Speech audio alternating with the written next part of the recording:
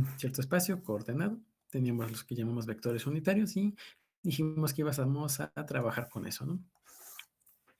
Entonces, bueno, hoy lo que me gustaría revisar, más que otra cosa, es lo que podemos hacer con vectores, es decir, trabajar con operaciones de vectores. Digo, reitero, me voy a ir un poquito rápido porque supongo que ya revisaron esto en el libro, entonces nada más es como para darles algunos consejos importantes a la hora de trabajarlos.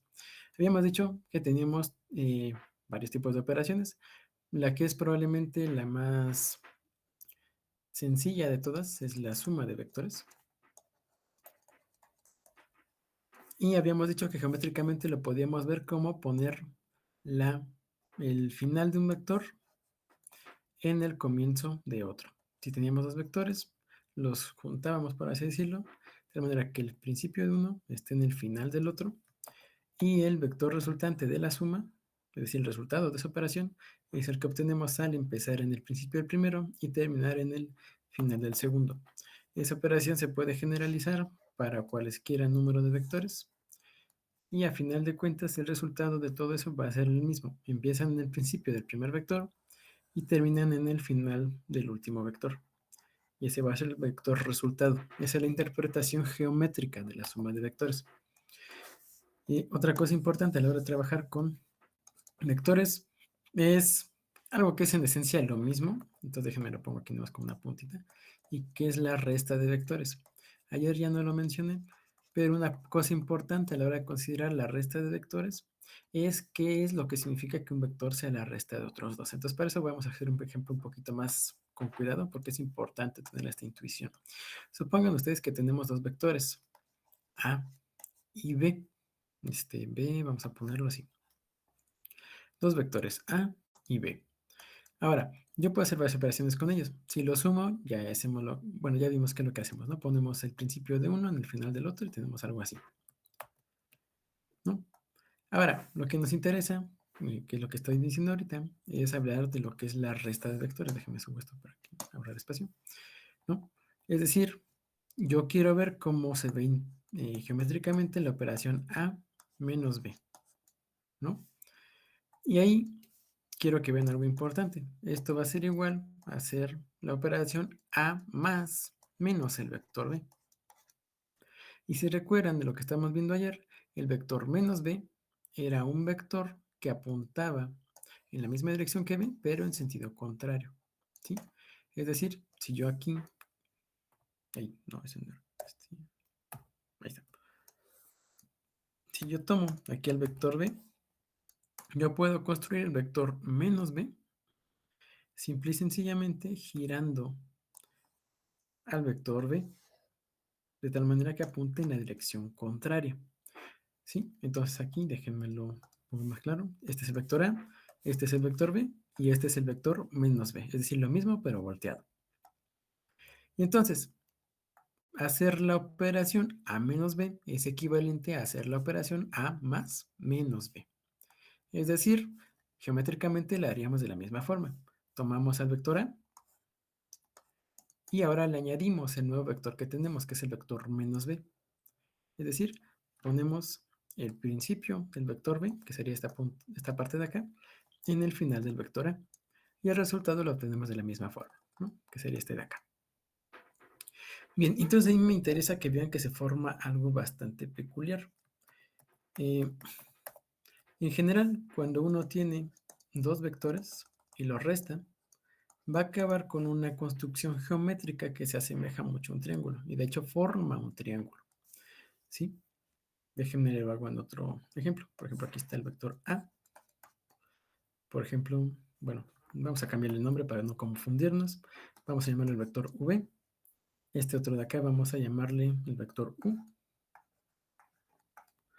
¿Sí? Y entonces el vector menos U va a ser el mismo pero volteado, ¿no? Déjenme lo pongo de una vez para ahorrar espacio. Este va a ser el vector menos U. Cuando sumo estos dos vectores, acabamos con algo que se ve como un triángulo. Y déjenme lo paso esto para acá. ¿Sí? Y bueno, entonces esto nos va a producir, por ejemplo, pongo doble la flechita para que no se confunda con un vector. Cuando tenemos v menos u, vamos a tener lo que teníamos antes, el vector v, el vector u y el vector resultante. ¿Sí? Ahora, permítanme que llame a este vector v menos u el vector w.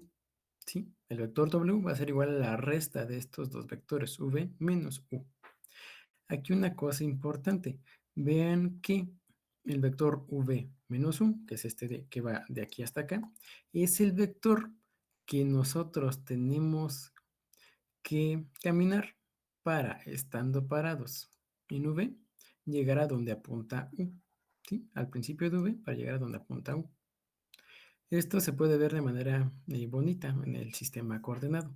Aquí ya no me ocupo, pero bueno, tenemos hojas infinitas, entonces vamos a la que sigue. Hagan de cuenta que ponen sus vectores en el plano. Ahorita déjenme simplificar trabajando en el plano dos-dimensional. Entonces, por ejemplo, aquí podemos tener el vector v, el vector u puede ir apuntando hacia arriba y el vector menos u puede ir apuntando hacia abajo. ¿Sí? Déjenme lo pongo con otro color para que se distinga bien. Podríamos tener el vector u y el vector menos u tendría que ser más o menos lo mismo, pero el sentido contrario, entonces más o menos así. Y este de aquí sería el vector menos u. ¿Sí? Entonces, a la hora de hacer la suma de vectores, lo que hacemos es, bueno, decir, bueno, este vector menos u lo trasladamos de tal manera que nos quede en donde está el final del otro vector, algo que se vea más o menos así, y luego unimos, ¿no? Como estábamos diciendo. Ahora, este vector resultante que les digo que llamamos w, forma, como les decía, un triángulo con estos dos vectores.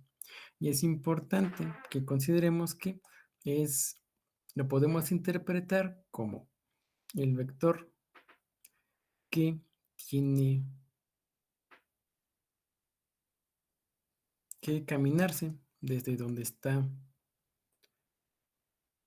v para llegar hasta donde apunta u. No, al revés, espérate. Estoy diciéndoles algo. Ah, sí. El vector que tiene que caminar perdón, lo estaba diciendo al revés. Si ustedes tienen el vector w, es igual a v menos u, habíamos dicho, ¿no? Sí, ya decía yo que había algo extraño. Pueden ver como el vector que tienen que caminar, ahora sí, para llegar desde donde apunta u hasta donde está v. ¿Y eso por qué se cumple? Porque, bueno, si ustedes tienen esta relación de aquí, pueden ver, haciendo un poquito de álgebra, que podemos tener que el vector v va a ser igual a w más u, ¿no? Haciendo esta pequeña manipulación algebraica. Entonces, ¿cómo lo interpretamos? Déjenme se lo escribo acá abajito. El vector diferencia entre dos vectores es el vector que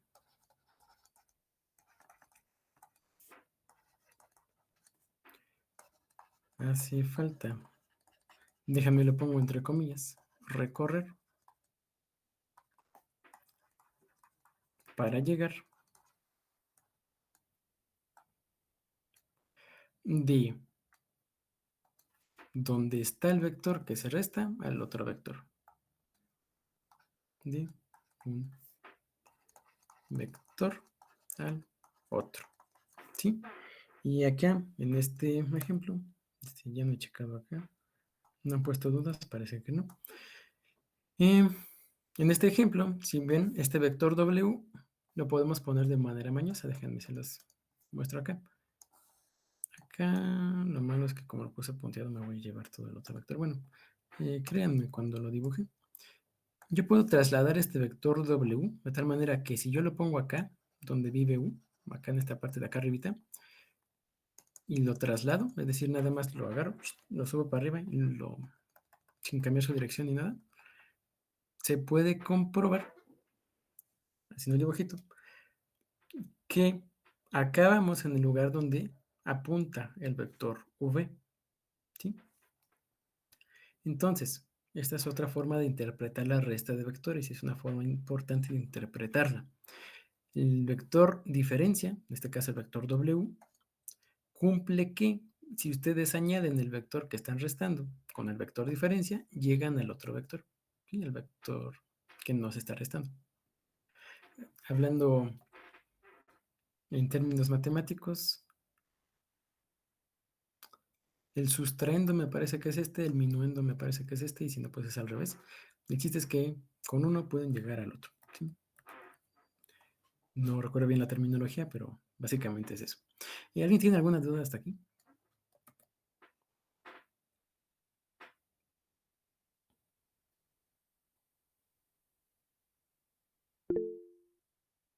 ¿Seguros? ¿Los demás? Bueno, supongamos que sí. Bueno, y nada más es una interpretación importante que les va a ser de utilidad. ¿Y qué otra cosa importante? Así. Y ahora sí, ¿cómo se llevan a cabo estas operaciones ya con numeritos, matemáticamente hablando? Entonces vamos a poner aquí como otro subinciso. Y la operación como tal, ¿no? Supongan ustedes que tienen dos vectores.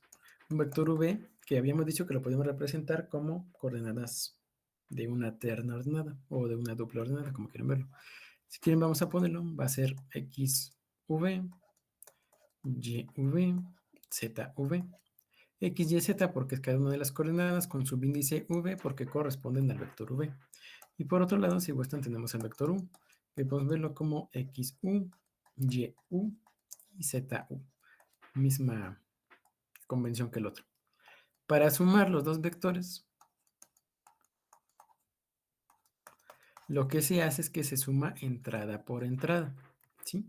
Es decir, sumamos la coordenada xv más xu, yv más yu y zv más zu, ¿sí?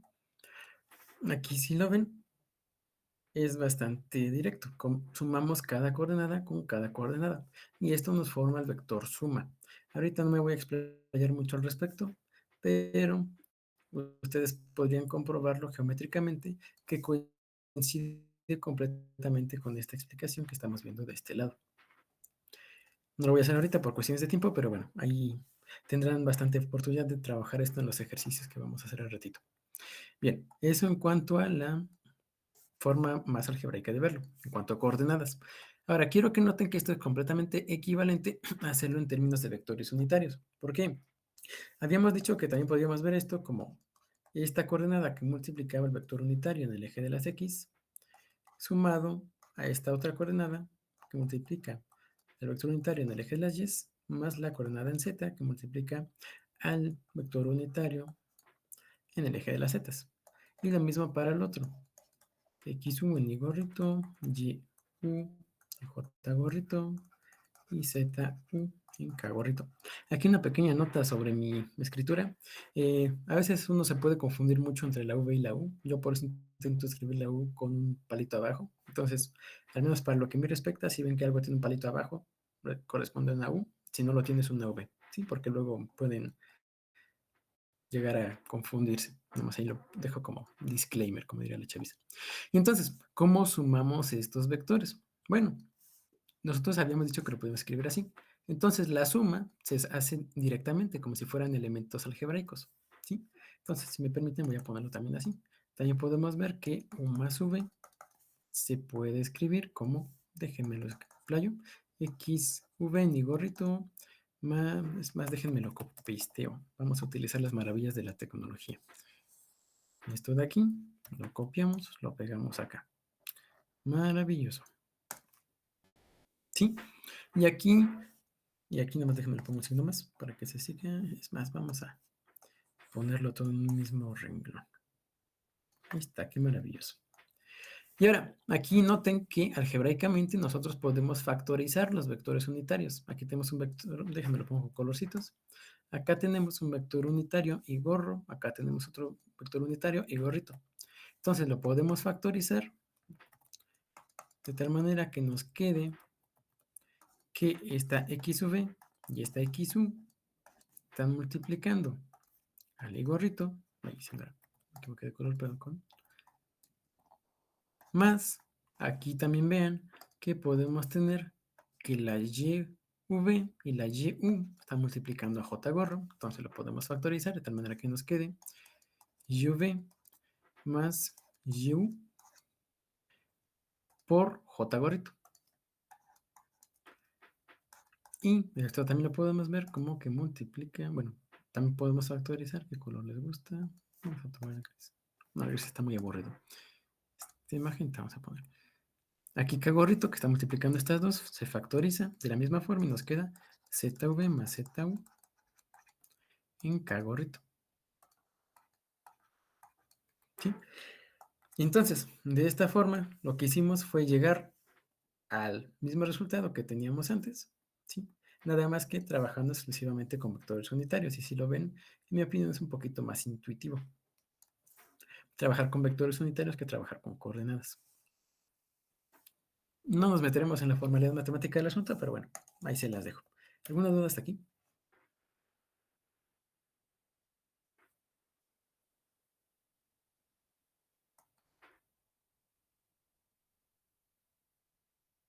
No, bueno, proseguimos. Y otra operación que me interesa trabajar con vectores, bueno, la siguiente operación, mejor dicho, es la de producto por un escalar. Ayer la revisamos, entonces me voy a ir rápido en esta. Por un escalar. Lo que se hace en esta operación, ya habíamos quedado, es que cambiaba el tamaño de los vectores y posiblemente también cambiaba el sentido. Es decir, un vector lo podía hacer grande y lo podía hacer chiquito, no como el chorrito. Y lo más importante, cuando multiplicábamos por un número negativo, podía invertir el sentido y también puede ser como una combinación de las dos, ¿no? Podía invertir el sentido y también el tamaño. Todas estas son posibles combinaciones que podemos tener multiplicando por un escalar. Si este es el vector A, estos pueden ser múltiplos del vector A. Importante, al multiplicar por un escalar se mantiene la dirección del vector.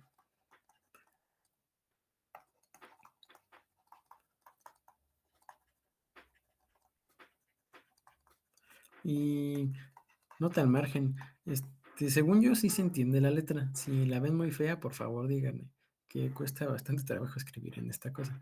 Se mantiene la dirección del vector. Ahora, creo que no habíamos mencionado, pero bueno, cosa importante a la hora de trabajar con vectores son tres cosas. Y ahorita que lo veo, que bueno que se me acuerda ahorita. Vamos a ponerlo acá. Nota. Probablemente hayan escuchado que un vector tiene tres cosas. ¿Alguien me puede decir cuáles son esas cosas? O bueno, parámetros asociados a un vector.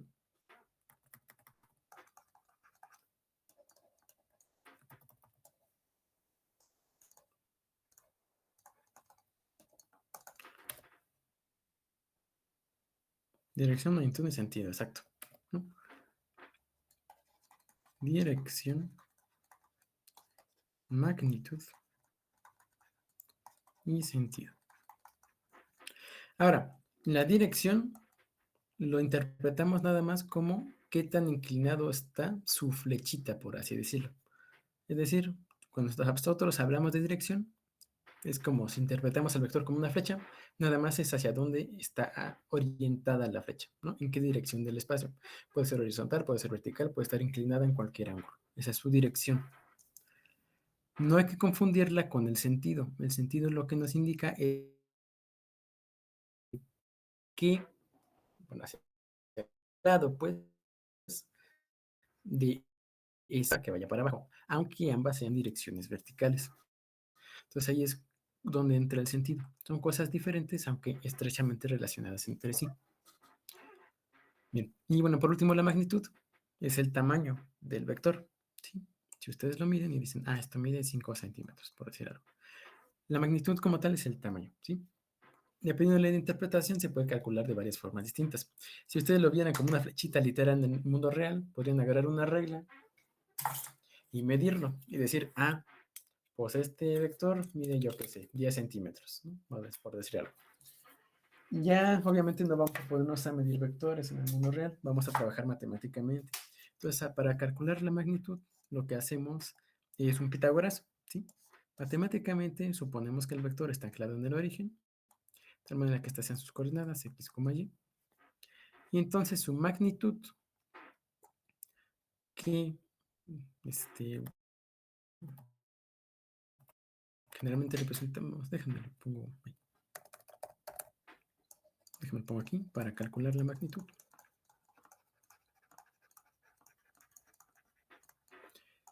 Supondremos que el vector está anclado en el origen, ¿no? Con ciertas coordenadas, x, y. Y entonces, el tamaño del vector, suponiendo que este sea el vector v, ¿no? Su norma, perdón, su magnitud, la calculamos con un pitagórazo, como habían dicho la vez pasada, ¿sí? Entonces aquí vamos a poner como notación para magnitud. Hay varias formas de describir la magnitud de un vector y varios nombres para ponerle, ¿sí? En física nos gusta usar mucho una que es bastante simple. Cuando escribimos un vector sin flechita, podemos decir que esta es la magnitud del vector. La forma preferida para los matemáticos es escribirlo con dos rayitas. Es decir, el vector con todo y flechita encerrado entre dos barras, entre dos barritas. Esta es la y hay otras formas de escribirlo, pero bueno, esas son las más comunes, así que dejémoslo ahí. Y vamos a ver que, bueno, suponiendo que este sea un vector de esta forma, se puede ver como la raíz cuadrada de x cuadrada más y cuadrada, suponiendo que sea un vector anclado en el origen. Si el vector no está anclado en el origen, sino que está volando por ahí, bueno, hay que ver cuál es la distancia entre el punto en el que empieza y el punto en el que termina. Entonces, en principio, también podríamos verlo como la... Bueno, no, vamos a dejarlo así. Porque cuando tengamos que trabajar con ellos, vamos a encontrarnos con situaciones de este estilo, entonces mejor dejarlas así. ¿Sí? Bien, van a tener tiempo para trabajar esto en los ejercicios. Y un último comentario. ¿Qué pasó, Sergio? Bueno, una duda, acerca de, bueno, de la magnitud. Este, bueno, a un vector se le pueden asociar como, bueno, ya después, ¿no? O sea, me refiero, cuando lo representemos con cantidades físicas, se le puede asociar como, una dimensión al vector o algo así. Pero para la magnitud, ¿hay alguna dimensión? O sea, es decir, cuando tú tienes la magnitud de un vector, ¿tiene unidades? Depende del vector que estés trabajando. En general, sí. Sí, sí, sí. En general, los vectores, mientras no sean cosas abstractas, van a tener dimensiones. Por ejemplo, tenemos vectores de desplazamiento que los podemos medir en ciertas unidades, ¿no? Por ejemplo, en metros, centímetros. Tenemos vectores de fuerza que tienen unidades de newtons, o de cualquier unidad de fuerza que estés utilizando. Tenemos vectores de campo eléctrico, por ejemplo, que tienen unidades de campo eléctrico. Sí, todos los vectores, en general en física, bueno, todos en general es un poquito contradictorio, pero en general todos los vectores en física tienen una dimensión asociada. Y ahí una forma de interpretar esa dimensión es como un escalar que va multiplicando al concepto matemático puro, por así decirlo, de un vector. ¿Sí? Es decir, tú puedes decir, bueno, trabajamos en el eje cartesiano, ¿no? Y ahí puedes decir que los vectores unitarios, hasta cierto punto, traen consigo la dimensión del sistema que estás trabajando. Por ejemplo, este vector unitario lo puedes ver como que mide 1, pero ¿un qué? Un centímetro, un metro. ¿Sí? Entonces, sí, en general, si tú tienes un vector A, este vector A lo puedes ver como la multiplicación de tres cosas, si así lo gustas. Vamos a llamarle a una A solita, que va a ser el tamaño. Eso también te va a estar multiplicando implícitamente, eso nunca se escribe, pero se asume implícitamente, que está multiplicando una cantidad D, que va a ser la dimensión, D de dimensión. Y eso en la dirección en la que apunta A, por el vector unitario de A. ¿Sí? Eso es lo que en principio significa una dimensión. Se trata como un escalar que multiplica los vectores. Ahora, les digo, esto generalmente no se escribe, se toma como implícito. Pero no es por nada que cuando decimos, por ejemplo, que esto mide 5 metros, En la dirección de las C, si gustas, tenemos tres cantidades. Una es el número puro 5, que nos indica cuántos metros están, y esto nos indica en qué dirección, ¿sí? Entonces, en principio, los vectores tienen tres cantidades asociadas, que lo están multiplicando en todo momento. Un vector unitario, una dimensión, y un escalar, que le indica su tamaño, ¿sí? ¿Sí me doy más o menos a entender? Sí, gracias. Sí, bueno.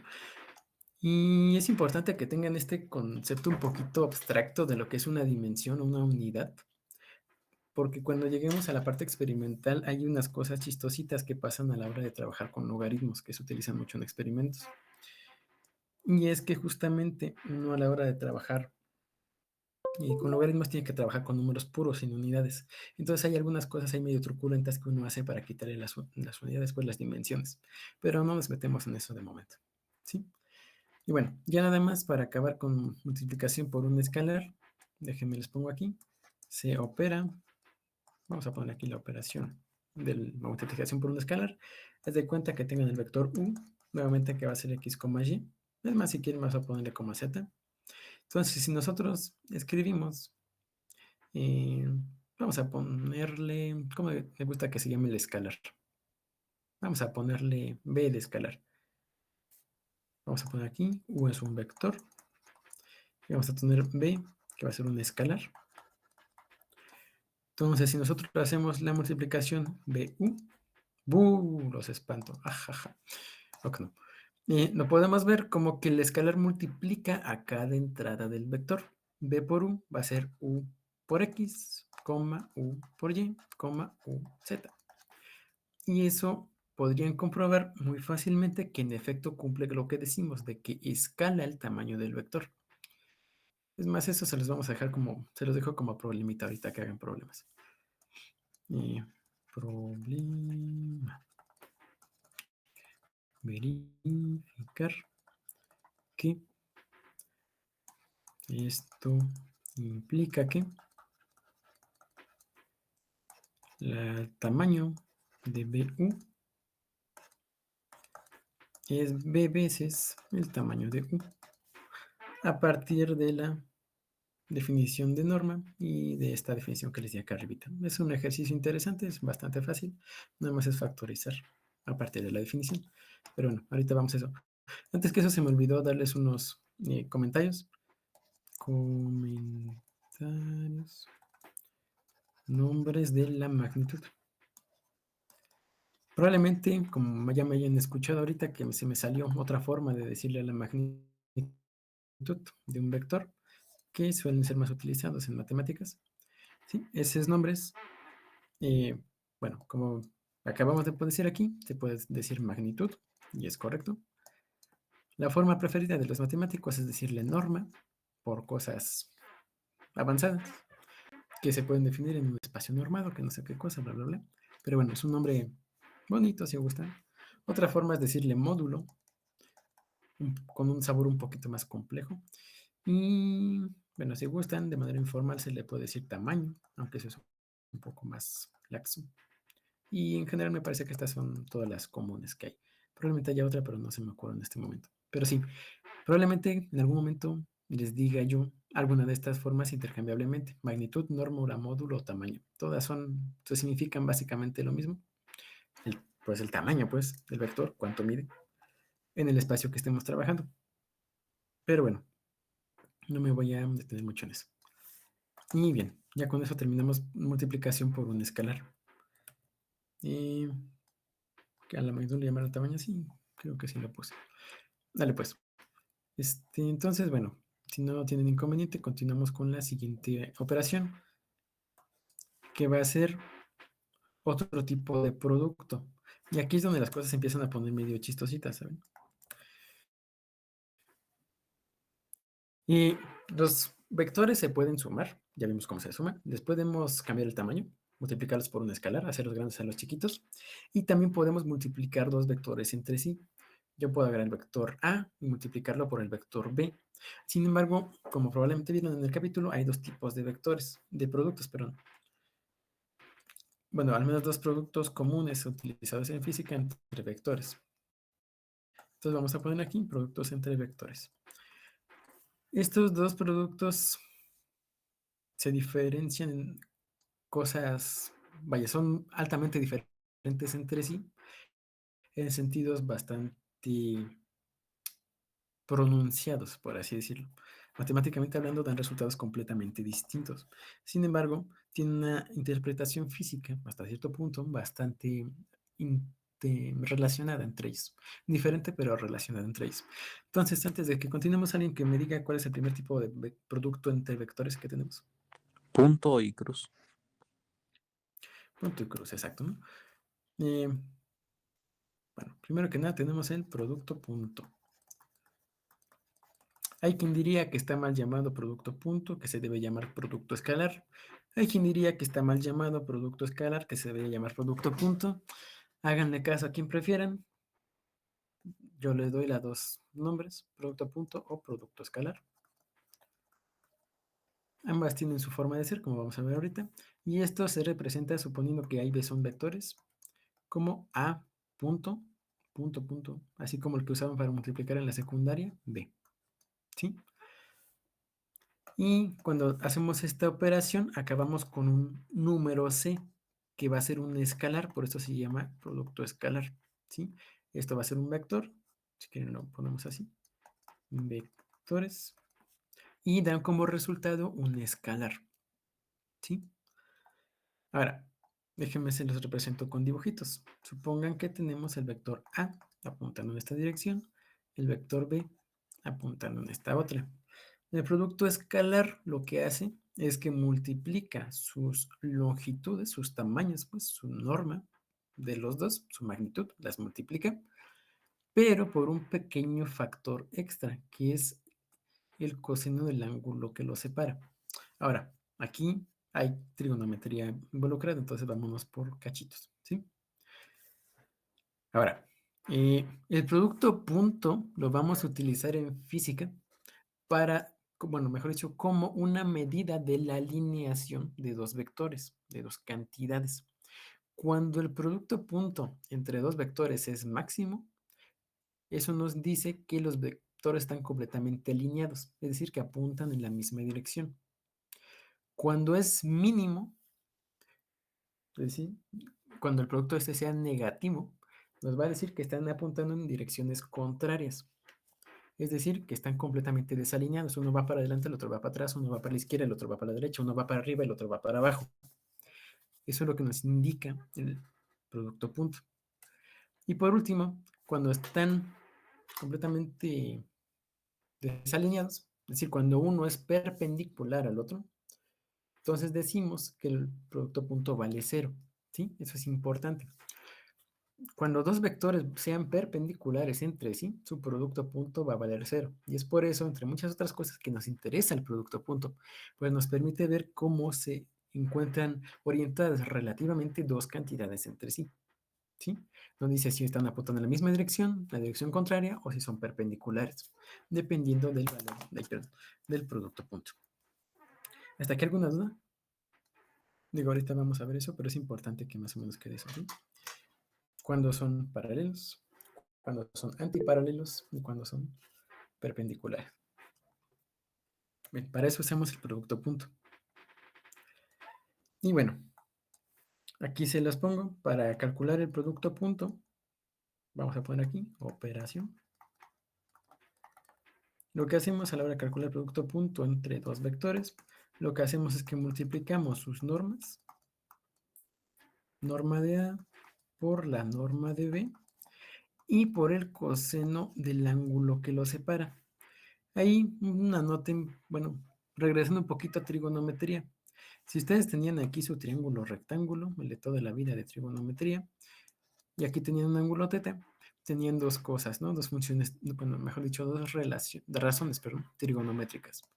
El seno del ángulo teta va a ser el cateto opuesto entre la hipotenusa, ¿no? Por otro lado, el coseno va a ser el cateto adyacente entre la hipotenusa.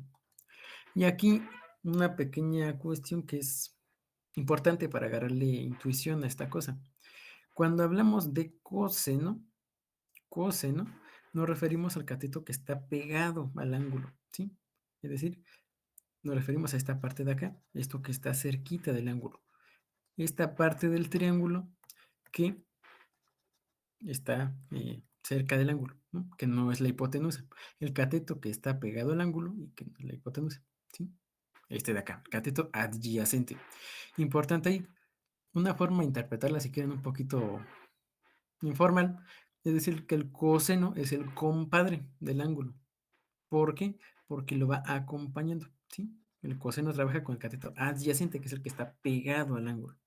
Y este tipo de intuición es importante porque cuando trabajemos con sistemas vectoriales en física, nos vamos a encontrar con muchas situaciones en las que tenemos que descomponer los vectores en términos de las componentes. Y muchas veces nos vamos a encontrar con que la parte que está pegada al ángulo va a trabajar con el coseno y la parte opuesta va a tener que ver con el seno. Entonces les digo, es importante verlo, si quieren, de esa forma. El coseno va pegado al ángulo. El coseno va pegado al ángulo. Se cumple, si despejan de ahí, que el cateto opuesto es, perdón, bueno, sí, déjenme le hago la otra primero. Cateto adyacente va a ser la hipotenusa por el coseno del ángulo y que el cateto opuesto va a ser la hipotenusa por el seno del ángulo.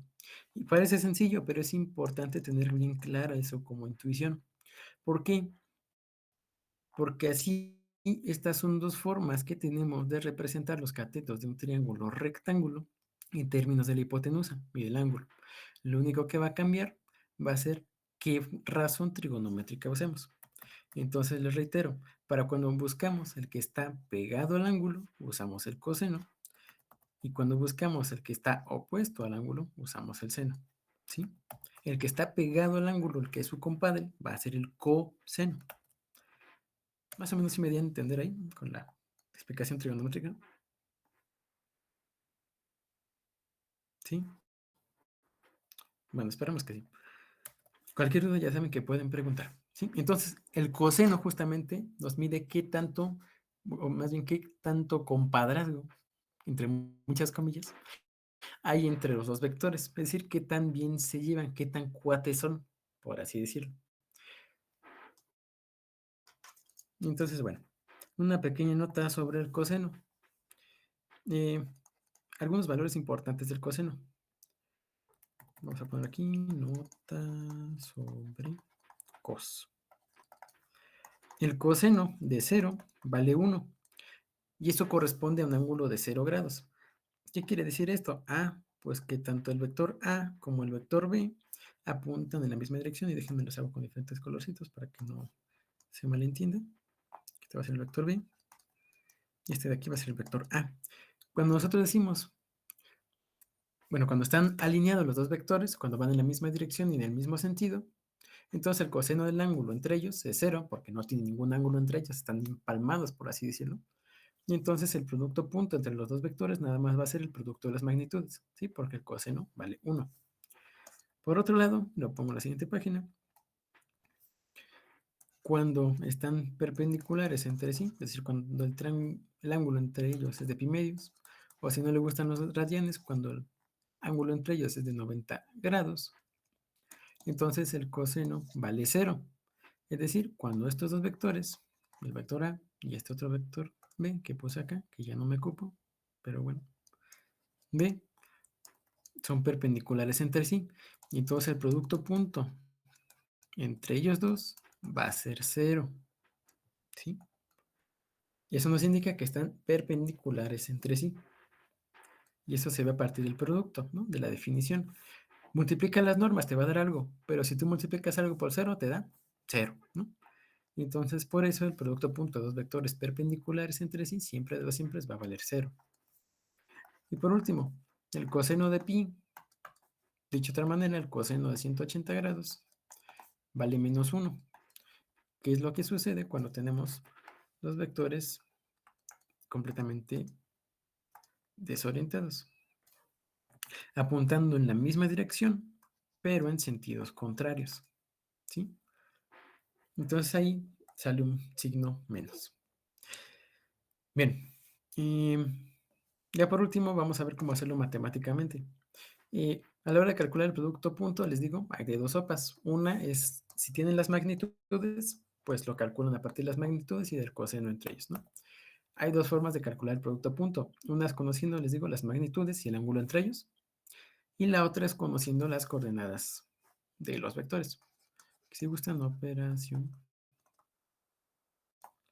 matemática. Para calcular el producto punto, bueno, primero que nada déjenme les pongo nombres a los vectores, suponiendo que el vector A sea XA, YA, ZA, y que el vector B es XB, YB, ZB. Entonces su producto punto es bastante sencillo de interpretar. Lo que va a hacer es que van a multiplicar las entradas comunes, es decir, van a multiplicar X con X, Y con Y, Z con Z. Es decir, se ve como XXB más YAYB más ZA por ZB. ¿Sí?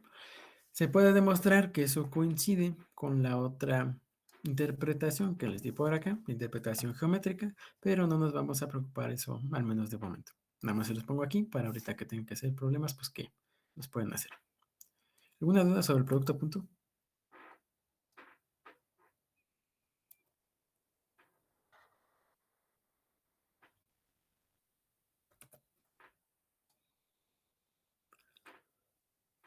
Por ahí dicen que todo bien, esperemos que así sea. Y entonces ya para acabar con vectores, al menos de momento, vamos a hablar sobre una cosa un poquito más truculenta, que es el producto cruz o producto vectorial, como nos comentaba Ociel.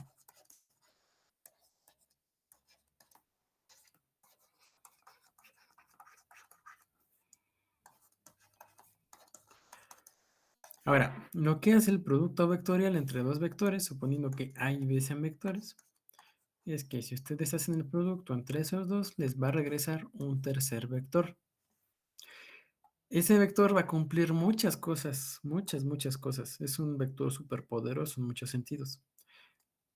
En física no vamos a ver tanto los superpoderes que puede tener, pero en términos de geometría analítica es un vector superpoderoso que te permite calcular muchas cosas. En fin, este vector es muy importante porque, por razones, sirve para explicar de manera sorprendentemente precisas muchos fenómenos que ocurren en la naturaleza. Los productos vectoriales entre vectores, productos cruz, como quieran decirles, se utilizan ampliamente a la hora de ver cómo giran las cosas. Haces un producto cruz entre dos cantidades físicas y puedes ver cómo se comporta algo cuando tú le aplicas una fuerza de tal manera que hagas que gire. Otra manera, tú tienes una partícula cargada en un campo magnético y le das un golpecito para que se mueva. Esa partícula va a girar de cierta manera determinada por un producto cruz entre su velocidad y el campo magnético en el que está inmersa. ¿Sí? Y de esta forma, y muchas otras, los productos vectoriales sirven de manera extremadamente bonita y hasta cierto punto de manera sorprendentemente efectiva para representar este tipo de fenómenos físicos. Entonces es bastante bonito que una herramienta de matemática nos sirva para tantas cosas.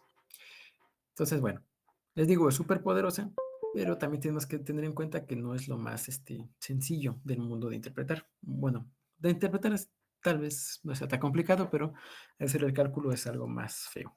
¿Sí? Entonces, bueno, misma historia, tenemos dos vectores A y B y el ángulo entre ellos. Ahora, de manera análoga al producto cruz, perdón, de manera análoga al producto punto, el producto cruz nos va a indicar una medida de orientación entre los dos vectores. Sin embargo, este no nos va a decir si son paralelos. Esto nos va a decir lo contrario. Este nos va a decir qué tan perpendiculares son los dos vectores. Hasta cierto punto. ¿Sí? Y nos va a regresar un vector que apunte en la dirección de perpendicularidad entre ellos dos. Ahorita vemos qué significa y ahora que lo pienso debería de haber escogido que este fuera A y que este fuera B. Ahorita van a ver por qué. Sí, ahorita vemos por qué. Y bueno, varios comentarios que hacer al respecto.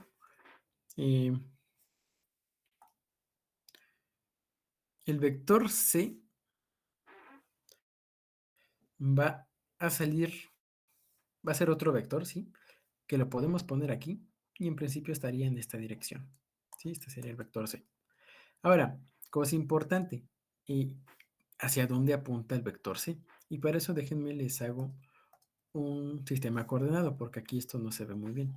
Nota importante, el producto cruz solo funciona en 3 dimensiones.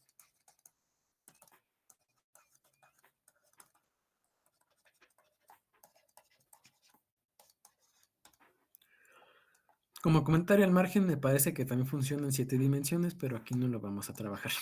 No vamos a trabajar con 7 dimensiones, entonces pues queda como comentario al margen. El producto cruz es un constructo matemático que solo funciona en 3 dimensiones. En 2 no se puede definir para que funcione, tampoco en 4, tampoco en 5. Sí, me parece que en 7 sí, pero medio raro. Entonces, en eso no nos metemos. Para lo que nos afecta, nada más podemos trabajar productos cruz en 3 dimensiones. Y ahorita vamos a ver cómo lo trabajamos. ¿Sí? Bueno, el otro día les había contado que teníamos que escribir estos sistemas ordenados de esta forma, X, Y, Z, en este orden, que no podíamos escribir al revés esto, es decir, no podíamos poner aquí Y y aquí X, perdón, que esto era incorrecto. Ahorita ya vamos a ver por qué les digo eso, no me lo saqué de la manga, tiene su razón de ser. Ahora, el producto cruz de dos vectores nos va a regresar un vector que sea perpendicular a ellos. ¿Sí? Entonces vamos a trabajar primero que nada con un producto cruz muy sencillo. El producto cruz entre el vector unitario y el vector unitario J, gorrito. ¿Sí? Ahí tenemos esos dos vectores, y gorrito y J gorrito. Y si nosotros hacemos el producto cruz entre los dos, es decir, si nosotros calculamos y gorrito cruz J gorrito, lo que vamos a obtener es un vector que sea perpendicular a esos dos, por cómo lo definimos. Y ahí la cuestión es que, bueno, nosotros buscamos algo que sea perpendicular tanto al eje X como al eje Y. Y algo que cumple que es perpendicular tanto al eje X como al eje Y es el eje Z. ¿Sí? Si ustedes se fijan en este plano de acá, déjenme lo dibujo, el plano XZ le llamamos, y hacen un poquito de esfuerzo matemático, pueden ver que aquí se forma un ángulo recto. ¿Sí? Es como una hoja de papel. Y ahí, pues este es un ángulo recto. El mismo ángulo recto se forma hacia abajo, ¿no? Porque es la misma hoja de papel, nada más que extendida. De la misma forma, se va a formar un ángulo recto en este otro plano, que es el plano YZ. Se va a formar ese ángulo recto entre el vector J gorrito y el eje de las Z. ¿Sí? Este ángulo de acá también va a ser recto. Entonces, el eje de las Z cumple que es perpendicular tanto al eje de las X como al eje de las Y. Y entonces, a la hora de escoger cuál vector queremos que sea el resultante de este producto, es decir, hacer Y cruz J, queremos un vector que sea perpendicular a ellos dos. ¿No? Ese vector que queremos que sea perpendicular puede ser, en principio, 2. ¿No? Podría ser uno que apuntara en este sentido, hacia arriba, o podría ser uno que apuntara en el otro sentido, hacia abajo. No obstante, se define el producto cruz de tal manera que ese vector quede apuntando hacia arriba, es decir, que ese vector sea el vector unitario z gorrito, ¿sí? Pero ¿qué gorrito? No hay que mezclar notaciones. Y gorrito, vector unitario.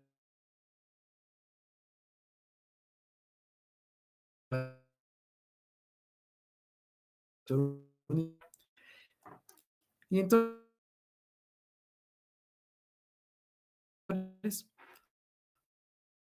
una convención de tal manera que esto siempre se cumpla. Y esa convención se conoce como convención de mano derecha, sistema diestro, o seguimos como vamos a utilizarnos más y una pequeña descripción. Vamos a poner aquí el producto cruz entre dos vectores. Nos regresa un tercer vector perpendicular a ambos, cuya dirección, pero en cuyo sentido la dirección es perpendicular, está dado por la regla de la mano derecha. Y eso lo pongo en... Y ahora, el sistema se llama mano derecha. Trabajamos con mano derecha por principio por convención. La mayor parte de la gente es diestra, entonces pues, nos conviene trabajar con mano derecha. No es que sea discriminación de los otros, simplemente es bastante práctico. Y hay que decirlo, no es nada más que sea un capricho matemático. A principios fundamentales de la materia hay una cosa que se llama quiralidad a nivel cuántico. Y esa quiralidad justamente depende cómo trabaja, por así decirlo, un sistema. Hay dos tipos de funcionamiento. Funcionamiento de mano derecha, que realidad derecha, diestra, y que realidad de mano izquierda, zurda. Esas dos realidades son extremadamente importantes y extremadamente diferentes. Para acabar pronto, la materia que conocemos, la materia, sigue una quiralidad de mano derecha, diestra, mientras que la antimateria, en general, hasta donde tengo entendido, trabaja con una quiralidad zurda. Entonces, son cosas fundamentalmente distintas que trabajan hasta nivel atómico. Bueno, sí, hasta nivel de la física cuántica, hasta nivel de partículas fundamentales del universo. Entonces, por eso les digo, es importante hacer esta distinción de una vez. La materia prefiere, la menos la que conocemos, a la quiralidad de la mano derecha. Entonces, a partir de eso, y de hecho hasta donde tengo entendido es más una coincidencia que una definición tal cual, pero una coincidencia feliz, los sistemas matemáticos con los que trabajamos son derechos para adaptarse a esa convención que tiene la materia. Para más al respecto, les mando un video al rato, que ahorita que lo veo no tengo aquí a la mano. Pero bueno, que hablo un poquito al respecto, para que vean que no me lo estoy sacando de la mano. Pero bueno, entonces decimos que tiene que ver con la regla de la mano derecha. Insisto, no es para discriminar a zurdos. La materia le gusta así. ¿Qué le vamos a hacer? Pero bueno, ahora sí, mucho hablar. Ahora, la regla de la mano derecha lo que va a hacer es que nos indica el sentido en el que se multiplican los vectores. Hay muchas interpretaciones de la regla de la mano derecha. Hay quien dice que se puede ver como en el sentido en el que uno atornilla un tornillo o en el que lo desatornilla. ¿Sí? Hay quien dice que es como puedes enrollar los dedos al trabajar con vectores. La forma que se me hace más práctica, al menos de interpretar, es utilizando tres dedos. Dedo índice de la mano derecha. Déjenme parto aquí mi pantalla para que se vea. Ahí preguntan por qué I cruz J no es igual también a menos K. Ah, buena pregunta. Ahorita vamos a eso. Espérame tantito. Vamos a fijar la pantalla. Fijar, por favor. Bueno, se supone que ahí me pueden ver. Y si no, pues déjenme dejo de compartir para que se vea mejor. Ahora sí, ahí está. Regla mano derecha. Esta cosa me voltea la cámara, no puede ser. Ni modo, pero bueno, regla mano derecha. Bueno, creo que ustedes ven mi mano derecha mejor así. Sí, creo que... Ustedes agarran su mano derecha, va a funcionar de todas formas. El dedo índice va a apuntar en la dirección del primer vector que estemos considerando. Entonces, supongan, por ejemplo, que tenemos dos vectores, dos flechitas en el espacio. Un vector que apunta, por ejemplo, hacia allá, de esta dirección, y otro que apunta hacia allá, mejor, hacia ustedes, hacia su pantalla, hacia allá. Ahí apunta, ahí donde está la punta, hacia allá apunta. ¿Sí? Supongan que tenemos estos dos vectores. Entonces, supongamos que la pluma negra es el vector A y que el lapicero gris es el vector B. Entonces, el producto vectorial de estos dos vectores se calcula de la siguiente forma.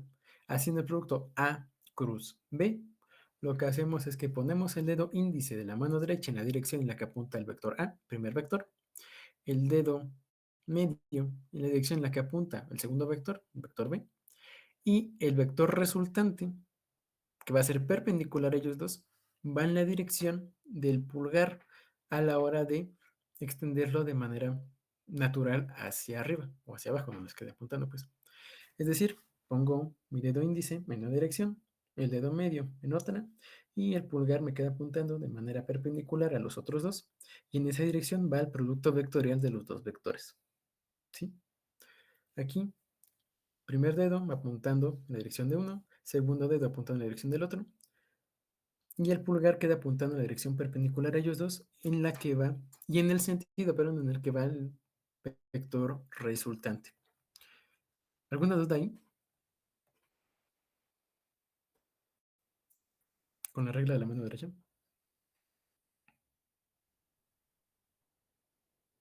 ¿No? Bueno, ahí supongo que estarán ahorita haciendo malabares con las manos, entonces les doy tiempo para que lo revisen y ahorita me dicen si tienen dudas o no.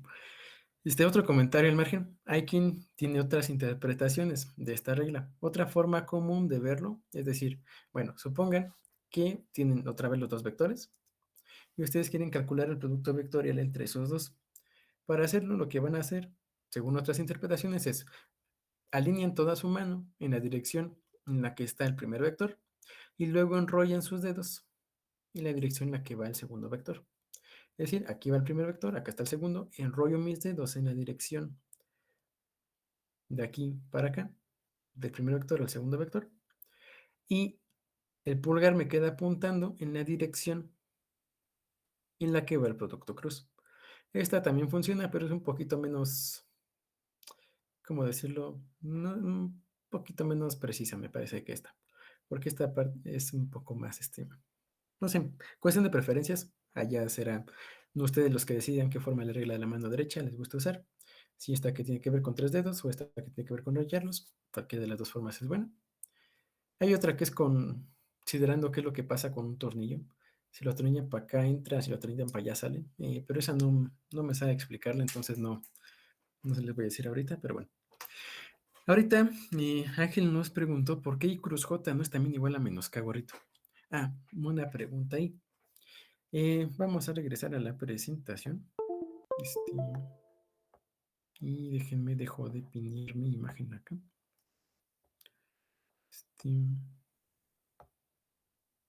Ahí está. Ya dejé de fijar. Y bueno, entonces acá, si nos regresamos a la presentación, sí. Y bueno, acá en el sistema coordenado, si ustedes hacen el mismo ejercicio, apuntan el primer dedo en la dirección del vector y gorrito, segundo dedo en la dirección de J gorrito, tercer dedo en la dirección de K gorrito. Y entonces ya en efecto tienen el producto cruz, lo cual funciona bien. Por eso definimos así el sistema de coordenadas, de tal manera que sea un sistema de coordenadas diestro. Importante distinción con un sistema de coordenadas zurdo. En un sistema de coordenadas zurdo, todo la matemática cambia de signo, entonces eso es bastante poco conveniente, dejémoslo así. Y bueno, allá preguntaban por qué cruz J no es también igual a menos K. Cosa interesante, si ustedes hacen J cruz I en vez de I cruz J, ahí sí les da menos K. J cruz I es menos K gorrito. Sí, si esto lo ponemos acá. Para acá. Hagan la regla de la mano derecha, van a obtener el mismo resultado. Dedo en la dirección de J gorrito, otro dedo en la dirección de X gorrito. Aquí andan siendo contorsionismos. Y van a ver que el dedo pulgar les queda ahora apuntando hacia abajo, en la dirección de menos K gorrito. Entonces ahí es importante hacer ese tipo de distinciones porque un signo puede hacer toda la diferencia a la hora de trabajar con las matemáticas. Entonces hay mucho ojo. Los productos cruces cumplen una propiedad que es que son anticonmutativos. El producto por una escalar, pero la suma de vectores habíamos dicho que era conmutativa porque es lo mismo A más B que B más A. No se los mencioné ahorita, pero el producto cruz, y ahorita creo que es conveniente mencionarlo. El producto punto, perdón. El producto punto es conmutativo. Este sí conmuta. ¿Por qué? Porque a fin de cuentas nada más nos dice nos regresa un numerito que nos indica qué tan alineados están. Y lo mismo que consideremos el primero con el segundo y su alineación, o el segundo con el primero. A fin de cuentas, lo que importa es la orientación relativa de esos dos vectores para el producto punto. En el caso del producto cruz, ya no nada más nos va a decir más o menos qué tan alineados están. Nos va a decir además de qué manera sale el producto perpendicular de ellos dos. ¿Sí? Nos tiene que escoger entre uno de dos posibles vectores, uno que vaya para arriba y otro que vaya para abajo. Es por eso que el producto cruz es anticonmutativo, porque en principio podemos obtener los dos resultados, ¿sí? Pero si cambiamos el orden de la operación, obtenemos el contrario, ¿sí? En vez de obtener uno, obtenemos el contrario, si cambiamos el orden de la operación. Obviamente eso tiene un trasfondo matemático más profundo, no me voy a meter en eso porque son cuentas horribles. Pero bueno, ahí se los dejo como comentario.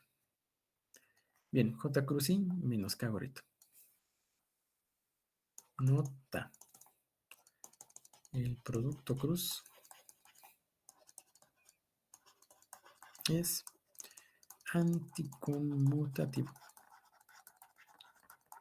Y dest. Nota también el margen. Una abreviación que me gusta utilizar es IE. I punto E punto. Es una abreviación que significa esto es. Viene del latín id est. Y pues no sé, nada más es como que es universalmente utilizada y se escucha bonito. Entonces, bueno, se ve bonito, mejor dicho. Entonces, ahí sí la escribo, ya saben por qué es. Producto cruz es anticonmutativo y dest. A cruz B es igual a menos B cruz A para cualquiera de dos vectores en 3 dimensiones. Es decir, no es lo mismo I cruz J que J cruz I. Cambian por un signo. I cruz J le regresa acá gorrito. Y por el lado contrario, J cruz I le regresa menos K gorrito. Ahí no me salió el contorsionismo, pero bueno, ya vieron arriba que no les estoy mintiendo. Y bueno, ¿alguna pregunta aquí? ¿Algún comentario?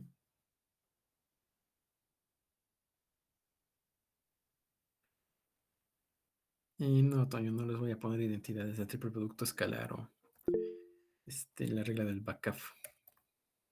Podríamos hacerlo, de hecho uno de sus ejercicios es que demuestren una de esas, pero digo, esas como ejercicio extra de desafío, si gustan.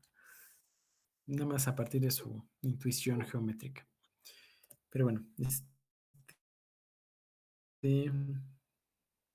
bueno, si nadie más tiene preguntas, nada más vamos a ver cómo se operan y ahorita ya van a trabajar ustedes el tiempo que queda en la casa. Operación geométrica, si gustan. Para hacer un cálculo de un producto cruz, vamos a proceder geométricamente de manera completamente análoga al producto punto, es decir, multiplicamos las magnitudes y ahora multiplicamos por el seno del ángulo que lo separa. Si recuerdan, aquí mi perorata trigonométrica le estaba diciendo que el seno tenía que ver con qué tan opuestos estaban, ¿no? Con el cateto opuesto. Entonces, de la misma forma, vamos a trabajar con el seno. Uno puede hacer una misma tratamiento geométrico con el coseno y decir, por ejemplo, que el seno de 0 vale 0, el seno de pi medios o de 90 grados vale 1 y el seno de pi o de 180 grados vale 0. Es decir, si los vectores están en la misma dirección, su producto cruz va a ser 0, es decir, el vector asociado que le asignamos es nulo. Y en cambio, cuando son completamente perpendiculares, el vector asociado tiene una magnitud máxima, ¿sí? Bueno, y aquí una cosa importante. Aquí estamos hablando de la magnitud del producto cruz. Y este es el valor absoluto del seno, ¿sí? El sentido, les digo, ya depende de cómo estén orientados los dos. Pero ahorita nada más si nos preocupamos por el tamaño del producto cruz, por su magnitud, entonces sí, nada más tenemos que hacer el producto de las magnitudes por el valor absoluto del seno entre el ángulo que los... Valor absoluto porque el seno puede ser negativo, ¿sí? Bueno, en este intervalo no, pero si agarran un ángulo suficientemente grande, el seno puede ser negativo. Entonces, para evitar eso, le pongo ahí un valor absoluto, ¿sí? Porque, comentario importante, la norma de un vector, la magnitud, su tamaño, pues es una cosa que siempre es positiva. En general, en matemáticas, las distancias siempre de lo siempre son positivas. Nunca me tocó de una negativa, al menos. Y bueno, por otro lado, ya para acabar la operación matemática. Esta es probablemente la cuenta más fea que vamos a hacer en todo el curso. Porque si ven, este como constructo matemático cumple muchas cosas chistositas, ¿no?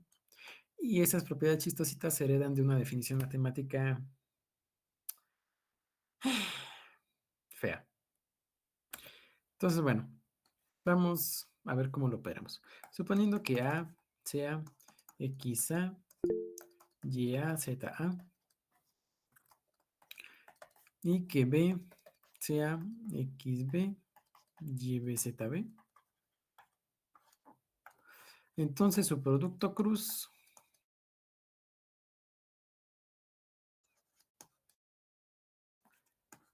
va a ser un monstruo. Y no les voy a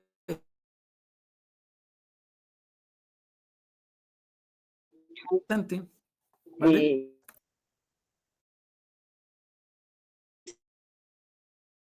sería más fácil. Como bien dice Marco, la forma saludable de ver esto no es aprenderse una formulita, sino ver cómo sacar esto a partir de un constructo matemático divertido, que es trabajar usando una cosa que se llama, ay, ¿cómo lo voy a hacer? Digo sin que suene demasiado feo. Eh, Sacando el determinante de una matriz. Ahora, antes de, déjenme les cuento cómo se hace. Ahora, primero que nada, vamos a hacer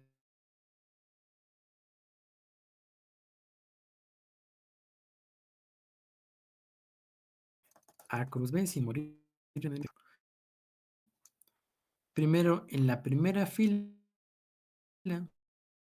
de este arreglo de números, vamos a poner los vectores unitarios y JK, y luego vamos a poner las, las componentes, si me permiten llamarlas así, de cada aquí. Están ordenados estos, arreglo de numeritos. Sí, los ponemos entre dos líneas para que no se nos olvide que es un solo arreglo. Y ponemos primero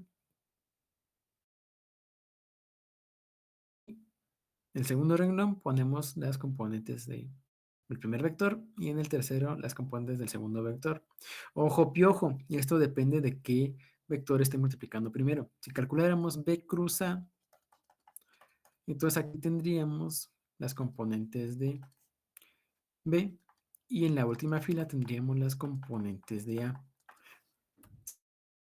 ¿Sí? Y eso una vez más nos indica que son operaciones diferentes. Hacer el producto entre A cruz B y B cruz A.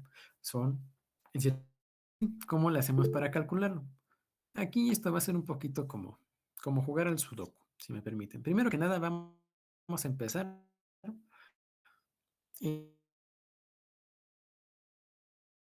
Entonces, nosotros vamos a empezar a escribir cuánto vale A cruz B. Sí, les digo, agarramos primero que nada al I gorrito. I gorrito. Y ahora ese I gorrito lo vamos a multiplicar por una cosa. ¿Sí? Esa multiplicación la vamos a obtener haciendo algo que se conoce como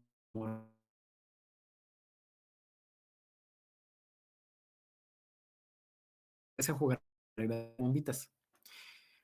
Y nombrecitos, pues. Entonces, nos paramos en esta esquina de las bombitas. ¿Y qué es lo que vamos a hacer? Por decirlo de alguna manera, vamos a eliminar la fila y la fila, perdón, y la columna que están asociadas con con este primer vector, ¿sí? Es decir, nos paramos en el vector y gorrito, lo escribimos y en la que está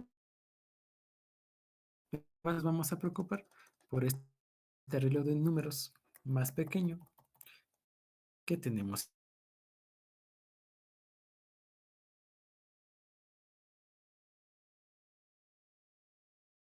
terminado. Recordarán que para sacar un determinante lo que hacemos es que multiplicamos esquina superior izquierda por la de una vez derecha y luego al revés. Si eso algo, con un signo menos.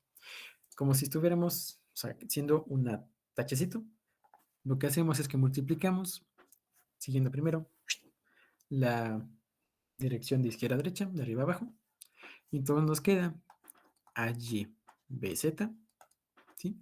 Y luego a eso le ponemos un signo menos y le agregamos el otro término que tenemos a la hora de hacer la multiplicación del otro lado, que va a ser AZ, BY, ¿sí? Entonces, aquí, ¿qué fue lo que hicimos? Bueno, primero que nada, agarramos el primer vector que vamos a considerar, el vector y gorrito. Luego echamos las dos columnas en las que está él y de la que queda hacemos este patroncito, ¿sí? Que es, agarramos el primero de arriba a la izquierda, lo multiplicamos por el de hasta abajo a la derecha y luego hacemos lo mismo pero con un signo menos al revés, ¿no? De tal manera que nos quede como un tachecito. Así y luego así, ¿sí? Entonces nos queda eso. Hasta aquí vamos bien.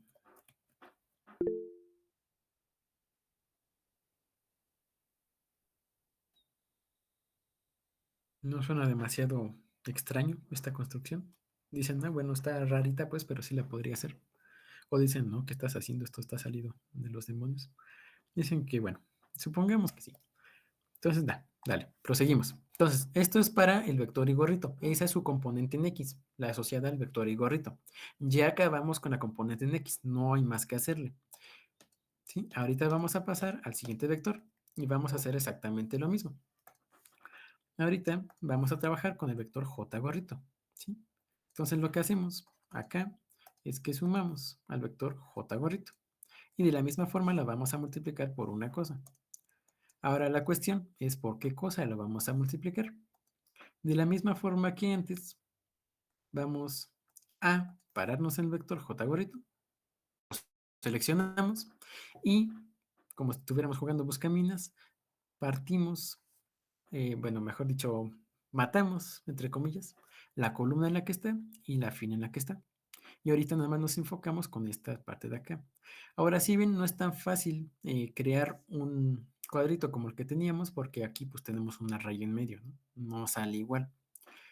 Ahí lo que hacemos es aplicar un truquito, ¿sí? Bueno, tal vez no tengamos de la misma forma, bueno, la misma estructura que teníamos acá, que teníamos un cuadrito bonito, pero lo que podemos hacer es mañosamente copiar y pegar, si prefieren reescribir, esto del otro lado, ¿sí? Así como haciendo una columna extra, una columna imaginaria que nada más nos va a servir para hacer los cálculos, ¿sí?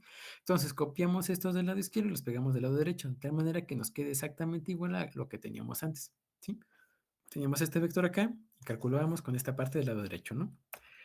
Ahora con el vector J gorrito hacemos lo mismo, tenemos esta columna acá y calculamos con esto del lado derecho que habíamos hecho.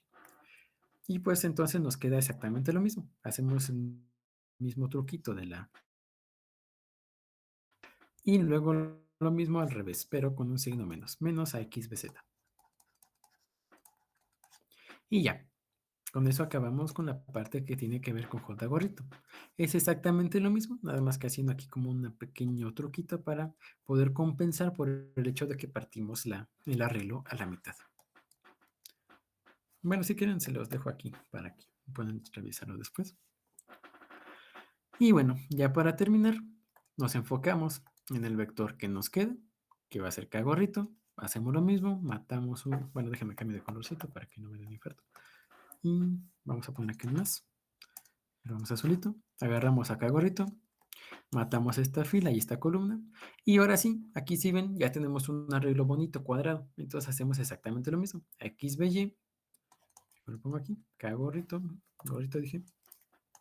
Que multiplica a X de Y y luego del otro lado con un signo menos, menos AY de X. Y ya con eso terminamos de hacer el cálculo del producto cruce entre estos dos vectores. Es una cosa laboriosa, sí, pero como pueden ver no es nada del otro mundo, siempre y cuando tengan la forma de sacarlo con cierta mnemotecnia, ¿sí? Les digo, esta fórmula de acá es muy difícil, es extremadamente sencillo equivocarse con alguno de los subíndices, pero si uno sigue el procedimiento que les describí acá, no debería de ser nada complicado calcular un producto cross. ¿Hasta aquí vamos bien? Sí, Sí, bueno. Dice Marco que para aprenderse se pueden usar permutaciones cíclicas. Sí, pero eso funciona mejor con... creo que aquí de hecho les cambié la notación. Mira, aquí les puse XA y allá abajo les escribía X. Y bueno, ustedes me entienden. Este, permutaciones cíclicas sí, pero esto funciona mejor con numeritos. En vez de utilizar Y, ZX, utilicen 1, 2, 3 y eso funciona. Para términos prácticos, ahorita no lo vamos a ver, eso paga tanto aprendérselo. Entonces, la vieja confiable es usar el método aquí del arreglo numérico y hacer la reglita del buscaminas, ¿no? Parten la columna, parten la fila y calculan el determinante de lo que les queda. Y bueno, me parece que eso ya es todo lo que quería ver con ustedes de vectores, al menos de repaso. Tenemos buen tiempo. Y ahora sí les va a tocar trabajar a ustedes. Entonces déjenme les explico brevemente la dinámica. ¿Sí? Aquí tenemos 19 personas. De esas 19, bájenle una que soy yo. Otras dos que son Marco y Toño, quedan 16, ¿no? Sí. Entonces son 16 personas, queda bien para hacer 4 equipos de 4. Entonces, para eso les voy a pedir que alguien levante la mano porque va a escoger equipo. Las primeras 4 personas que me aparezcan aquí con la mano levantada van a escoger a sus compañeros de equipo, los demás pues ya se amolaron. Nadie levanta la mano. Vaya, eso sí no me lo esperaba. Ya levantó la mano don Sergio. ¿Alguien más? Dice Toño que pide Marco. Ustedes dos trabajan aparte. Ajá. No, nadie más. Hago los equipos yo entonces. Dice así que pida Toño, estos trabajan aparte. Va, dice Alexia que ella también ejerce de capitana de equipo. ¿Alguien más? Toño, ya creo que puedes parar la grabación porque